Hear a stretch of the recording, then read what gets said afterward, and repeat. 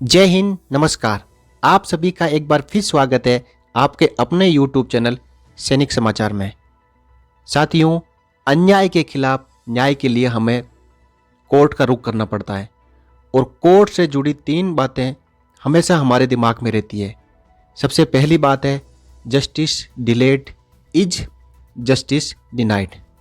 दूसरी बात है देर है लेकिन अंधेर नहीं, और तीसरी है तारीख पे तारीख। साथियों, जस्टिस में यदि डिले होता है तो ये समझा जाता है कि वो जस्टिस मिला ही नहीं। दूसरी बात यह है कि फैसला ज़रूर आएगा चाहे कितने भी साल लग जाए। और तीसरी बात जो हमें मिलती है हमेशा तारीख पे तारीख।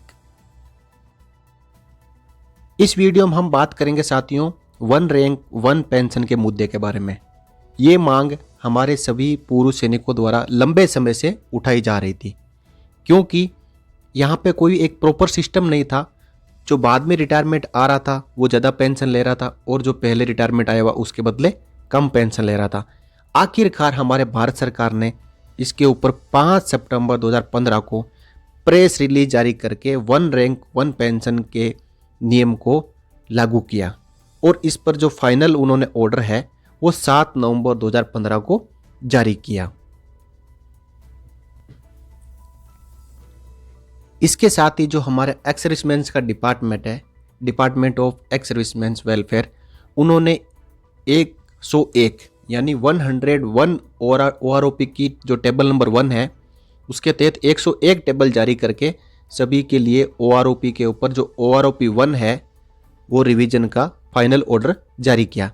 लेकिन साथियों, जब ये OROP 1 का रिवीजन का टेबल सबके सामने आया तब सभी ने देखा, पूर्व सैनिकों ने, कि इसके अंदर वन रैंक वन पेंशन ना होते हुए 1 रैंक 4 पेंशन है।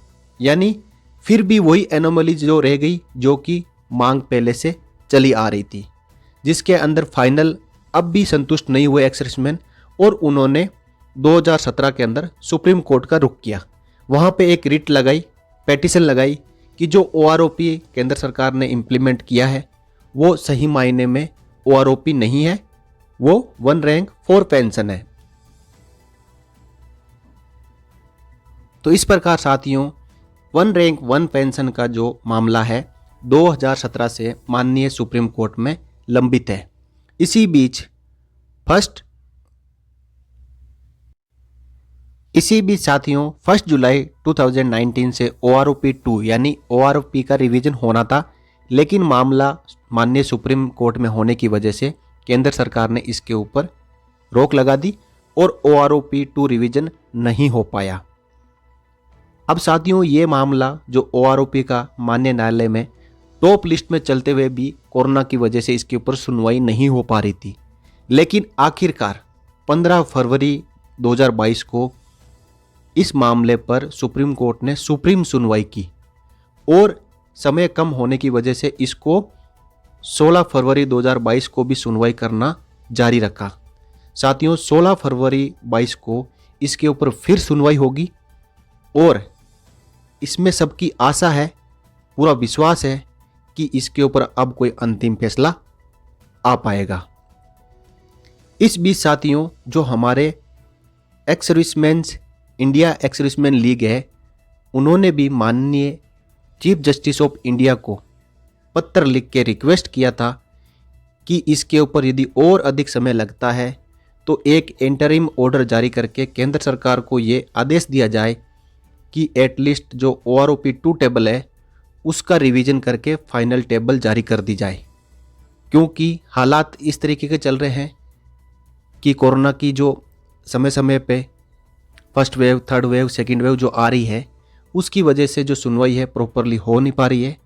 इसकी वजह से जो OROP 2 का फ़ायदा है वो भी हमारे कई एक्स सर्विसमैन बिना लिए ही संसार छोड़ के चले जाते हैं, क्योंकि साथियों जो पुराने ओल्ड एज और वेटरन्स हैं जिन्होंने OROP के ऊपर अभी तक मुद्दा लड़ा है और वो OROP का जो एक्चुअल फ़ायदा है उसको भी नहीं ले पाए, तो ये न्याय नहीं है साथियों। तो इस प्रकार हम मानते हैं कि जो 16 फरवरी 22 को जो सुप्रीम सुनवाई होगी, जो माननीय सुप्रीम कोर्ट में जो सुनवाई होगी उसमें कोई अंतिम फैसला आ पाए, हम यही उम्मीद करते हैं साथियों।